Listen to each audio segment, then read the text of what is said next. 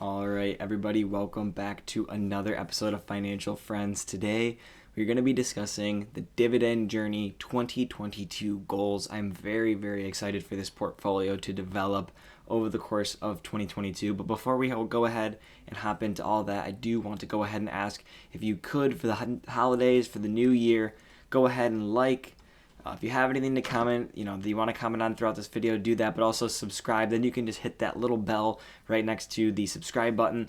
That way you get notified every time a new one of these does go up. That greatly helps out the channel, especially a like on this video. If you haven't already liked this video, go ahead and like it. It takes about 2 seconds. You'll already be done. If you would have done it, you would already be done. So go ahead and just give that a like. That way I can spread this to a ton more people. Helps me grow the channel, and I do really appreciate it. So let's hop into the 2022 goals. What do we want to accomplish this year with the Dividend Journey portfolio? Well, first let's take a look at where we're at now and what kind of we have been up to, which because of the holidays really has not been too much. So you can see that the portfolio does have a value of $260.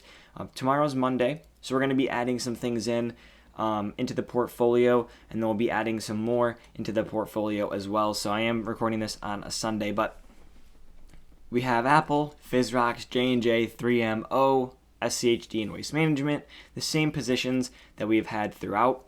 And I do have about $50 or so of cash in the portfolio as well, ready to go, ready to be invested. So we are sitting at a 2.18% dividend yield. That's going to come into play as well.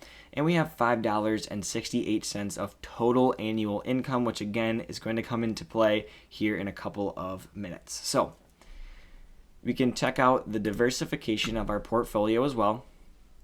We are about 38% MISC, which is our ETF or index fund portion, about 27% industrials, 11% healthcare, 11% information tech, and 11% real estate. So I do want to make sure that I get my real estate up. That's not really a goal throughout 2022, just a small thing I do want to focus on. But let's check out the real goals here. So I'm going to go ahead and open this up. Here we have our Dividend Journey goals for 2022. And the number one goal, or the first goal, it's not really, they're in no particular order, is to get 50% ETF allocation back, because we're currently not there. As you just saw, we're at about 38%, I think, and I want to keep it. So I am going to focus on adding a good chunk here soon of ETFs. We're going to get that percentage back up to 50, and then I'm going to try and make sure that everything that goes into the portfolio is split.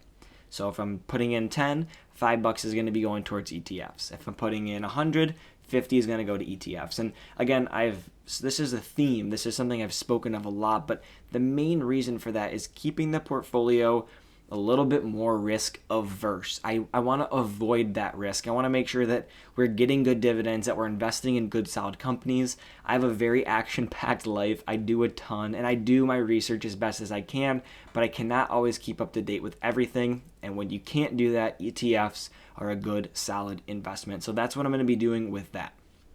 I also, as you can see here, want to get the portfolio to a $1,000 value over the course of this year.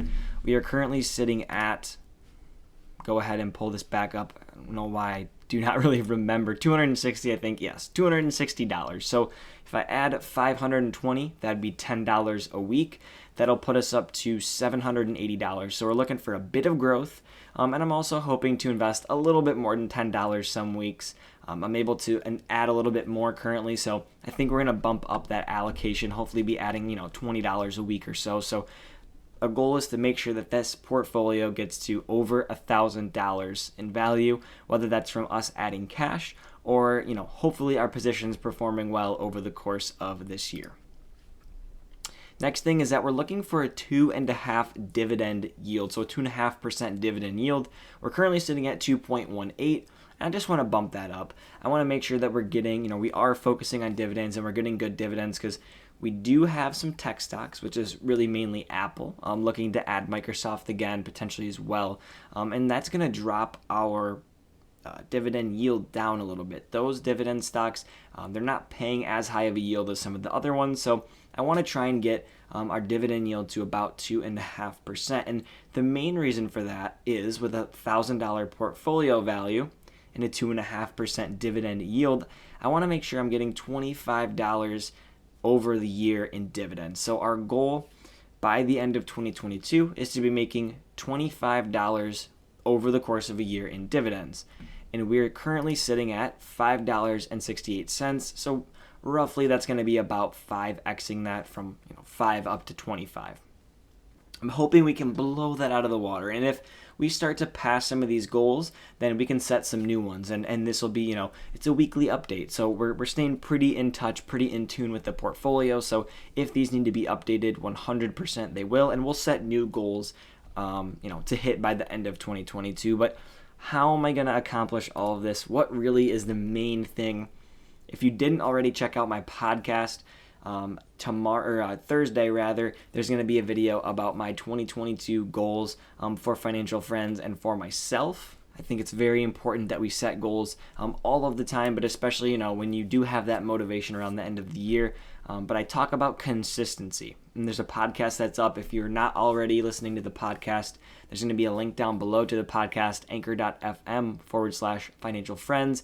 You can hear me go on and ramble about different things there, but I talk about how consistency is very, very crucial, and of course that holds true.